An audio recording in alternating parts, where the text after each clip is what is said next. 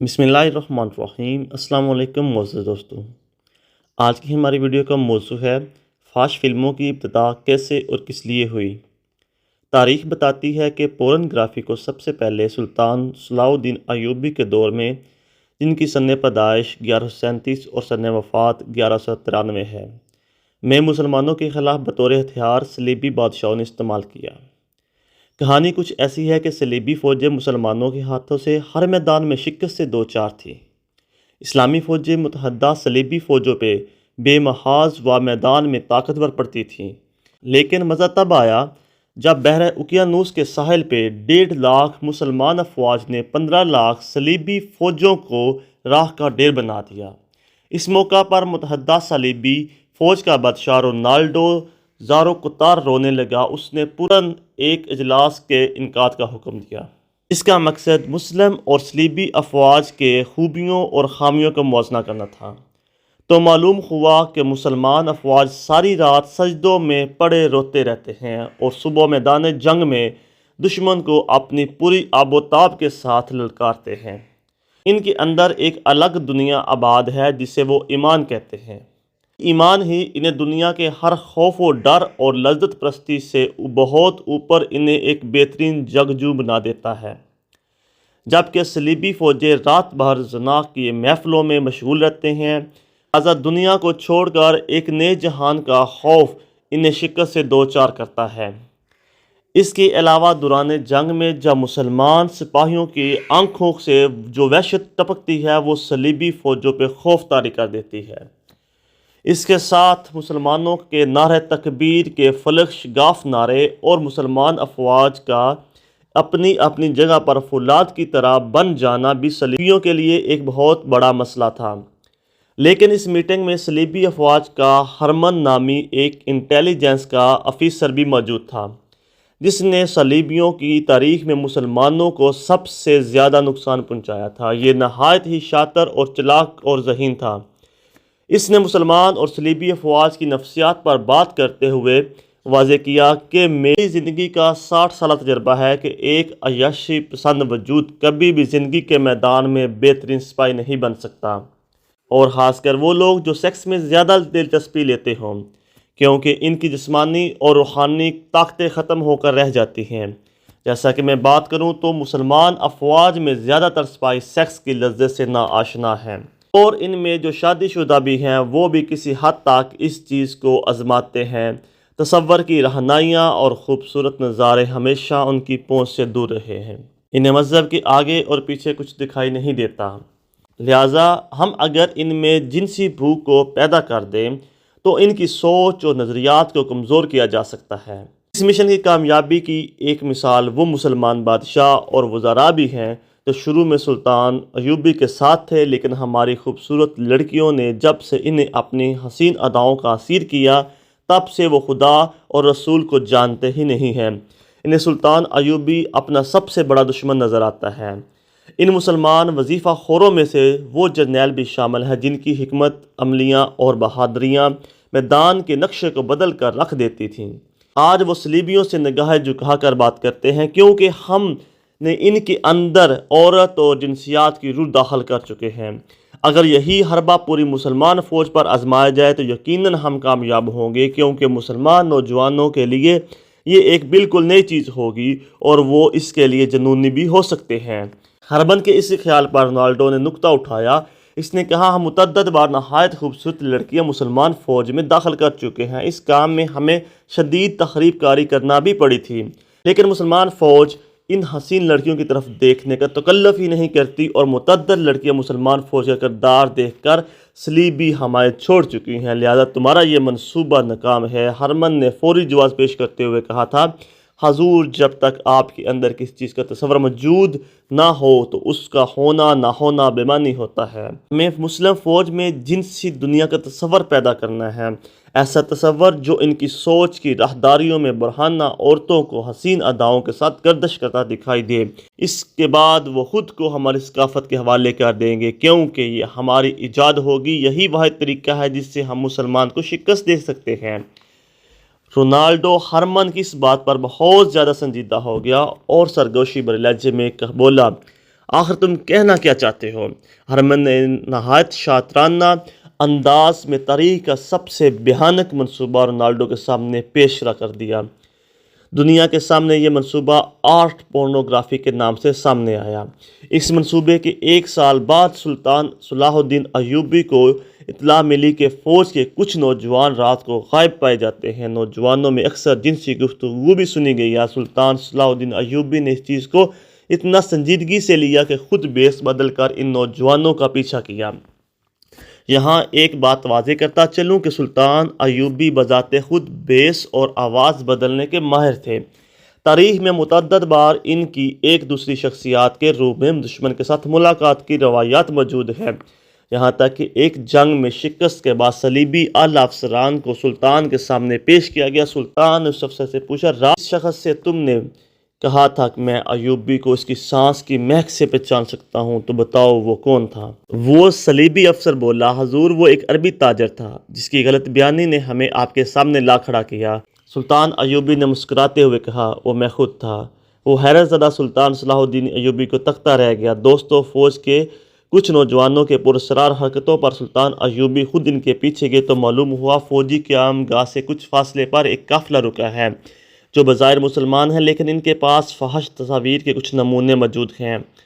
جب سلطان صلاح الدین نے وہ تصاویر دیکھی تو دنگ رہ گیا۔ ان میں ایسی منظر کشی کی گئی تھی کہ کوئی بھی نوجوان سیکس کے لیے جنونی ہو سکتا تھا۔ اسی دوران سلطان صلاح الدین ایوبی کو دمشق اور مصر کے دیگر شہروں میں اطلاعات ملی کہ شہر میں فحش تصاویر کا کباہ خانہ کھل گئے ہیں، جہاں جنسی اتشال انگیز تصاویر دکھائی جاتی ہیں۔ نوجوانوں کو جنسیات کی باقاعدہ تعلیم دی جاتی ہے۔ ساتھ یہ بھی لکھا تھا کہ مسلمان نوجوان بڑی تیزی سے برائی کی طرف مائل ہو رہے ہیں۔ سلطان صلاح الدین ایوبی نے فوری اپنی جنگی پیش قدمی روکی اور پورنوگرافی کے اس ناسور کے خلاف ایک محاذ کھولا۔ اس حوالے سے سلطان صلاح الدین ایوبی نے ایک تاریخی تقریر میں کہا تھا کہ ہر قوم کی طاقت اس کا اچھا یا برا کردار ہوا کرتی ہے۔ دشمن ہماری اصل طاقت کا اندازہ لگا چکا ہے، اب وہ سامنے کی جنگ کبھی نہیں کرے گا، اس لیے دشمن اب ہمارے قومی کردار پر حملہ آور ہوا ہے، کیونکہ ضروری نہیں کہ جنگ میدانوں میں ہو، جنگ سوچ اور رویوں کی بھی ہوتی ہے۔ جو قوم اس پر غالب آ جاتی ہے وہ فتح یاب ہوتی ہے۔ معزز دوستو، صلیبی انٹیلیجنس افیسر ہرمن ایک نہایت ذہین اور شاطر انسان تھا۔ اگر آپ پوری صلیبی تاریخ کا مطالعہ کریں تو آپ کو یہ شخص پوری تاریخ میں چھایا ہوا نظر آئے گا۔ صلیبی جب ہمت ہار چکے تھے تو اس شخص نے ان میں جان ڈال دی۔ اس کے منصوبے پر عمل کرتے ہوئے دنیا کے مشہور مصور اور منظر نگاروں کو منہ مانگی قیمت پر خریدا گیا۔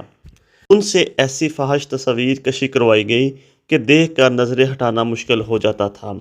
وہ سیکس جس پر لوگ ایک حد تک توجہ دیتے تھے پھر اسے بے حد سوچنے لگے۔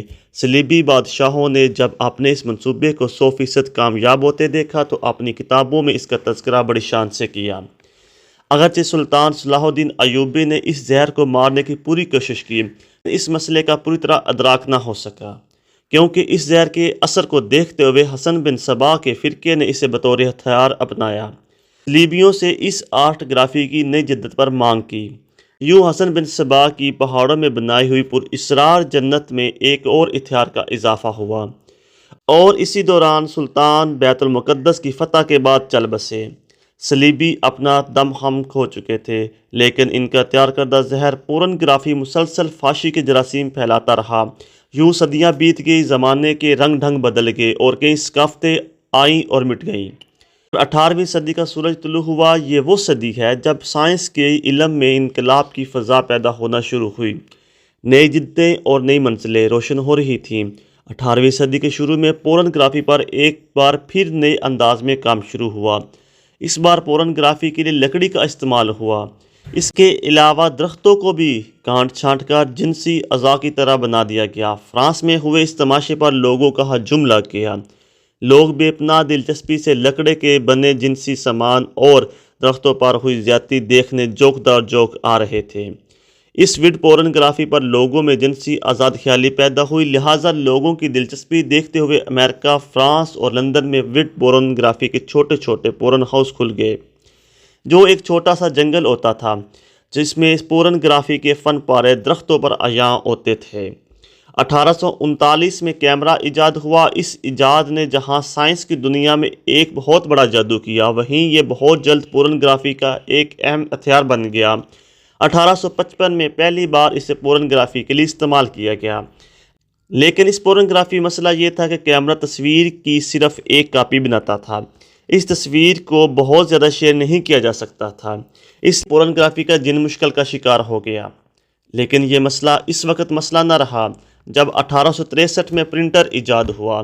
اس ایجاد کے ساتھ ہی سیکس تصاویر سے بھرپور پلے کارڈز اور جنسی خاکے لوگوں کے ہاتھ آ چکے تھے۔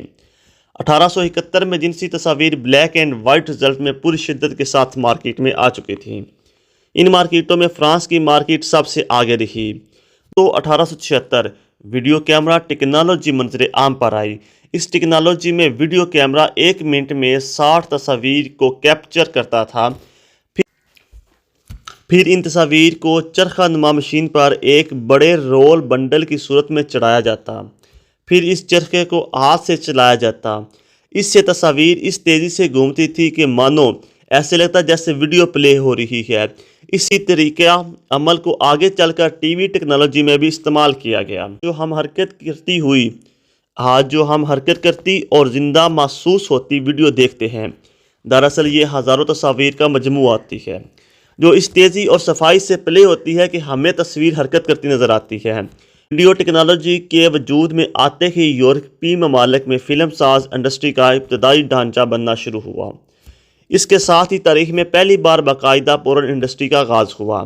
پہلی پورن فلم 1895 میں ریلیز ہوئی۔ اس سے لومیر برادرز انڈسٹری نے پہلی بار عوامی نمائش کے لیے فرانس میں پیش کیا۔ اس کے ڈائریکٹر مسٹر البرٹ کرنچر تھے۔ پہلی پورن فلم 16 منٹ کی تھی، جس میں ایک عورت کو برہنہ انداز میں خوش ربا ادائیں دکھاتے ہوئے پیش کیا گیا۔ یہ فلم نہایت ہی منافع بخش ریکارڈ کے ساتھ مقبول ہوئی۔ اس کے ساتھ ہی سیکس کی خواہش ضرورت سے زیادہ بڑھ کر جنون میں بدل گئی۔ یورپ کی گلی کوچوں میں لوگ بے پردہ مذاق اور چھیڑ خوانی کرنے لگے۔ پھر یہی چیز آگے چل کر یورپی ثقافت کا حصہ بن گئی۔ 19ویں صدی کے آغاز میں کیمرہ ٹیکنالوجی میں مزید بہتری آئی۔ منظر پہلے سے زیادہ صاف اور معیاری ریکارڈ ہونے لگے۔ اس کے ساتھ ہی فرانس اور دیگر یورپی ممالک نے سرکاری سطح پر پورن تھیٹر کھول دیے، جہاں پورن اداکاروں کی پیداوار کا سلسلہ شروع ہوا۔ 1920 تک یورپی تہذیب پورنوگرافی کے اس زہر میں ڈوب چکی تھی۔ عوام سرعام سڑکوں کو بیڈ روم بنائے اپنا شوق پورا کرنے لگی۔ ساحل سمندر عیاشی کے اڈے بن گئے۔ میاں بیوی ایک دوسرے کی ذمہ داریوں سے بھاگنے لگے۔ 1970 میں پورنوگرافی کا زہر برصغیری میں داخل کرنے کی کوشش کی گئی۔ پہلے یہ صرف تصاویر پر مشتمل تھا۔ اسے ویڈیو دکھانے کے لیے یورپی کمپنی سے پاکستان اور بھارت میں پورن سینما کی اجازت چاہی۔ اس کے جواب میں صرف انکار ہی نہیں کیا گیا، بلکہ پورنوگرافی کو باقاعدہ ایک جرم قرار دیا گیا۔ لیکن آہستہ آہستہ بہت سے اور طریقوں سے یہ ہتھیار ہمارے خلاف پھر سے استعمال ہونے لگی۔ کب، کیسے اور کس طرح، اس پہ پھر کبھی روشنی ڈالیں گے۔ اب ہمارے اور آپ کے لیے سوچنے کا وقت ہے۔ جس چیز کی شروعات ہی ہماری اور آپ کی تباہی کے لیے ہوئی ہو، تو اس کے خلاف آواز کیوں نہیں اٹھائیں؟ جس کی شروعات اسلام اور اسلامی تشخص کی بربادی کے لیے کی گئی ہو، تو اس کے خلاف آواز کیوں نہ اٹھائی جائے؟ جس چیز کی شروعات ہی ہمیں ہر میدان میں کمزور کرنے کے لیے کی گئی ہو، اس کے خلاف آواز کیوں نہ اٹھائی جائے؟ اس میں کوئی شک نہیں کہ ذہنی اور روحانی طور پر ایک کمزور جسم کبھی غزوہ ہند لڑنے کا اہل نہیں ہو سکتا۔ آئے مل کر جتنا ہو سکے اس کے خلاف آواز اٹھائیں، کیونکہ یہ ہمارا اور صرف آپ کا مسئلہ نہیں، بلکہ پورے ملک اور قوم کا مسئلہ ہے۔ دوستو، ویڈیو اچھی لگی تو ویڈیو کو لائک کر دیں، چینل کو لازمی سبسکرائب کیجیے گا تاکہ اس طرح کی معلوماتی ویڈیو کو آپ کو آئندہ بھی ملتی رہے۔ ملتے ہیں نئی ویڈیو میں۔ اللہ حافظ۔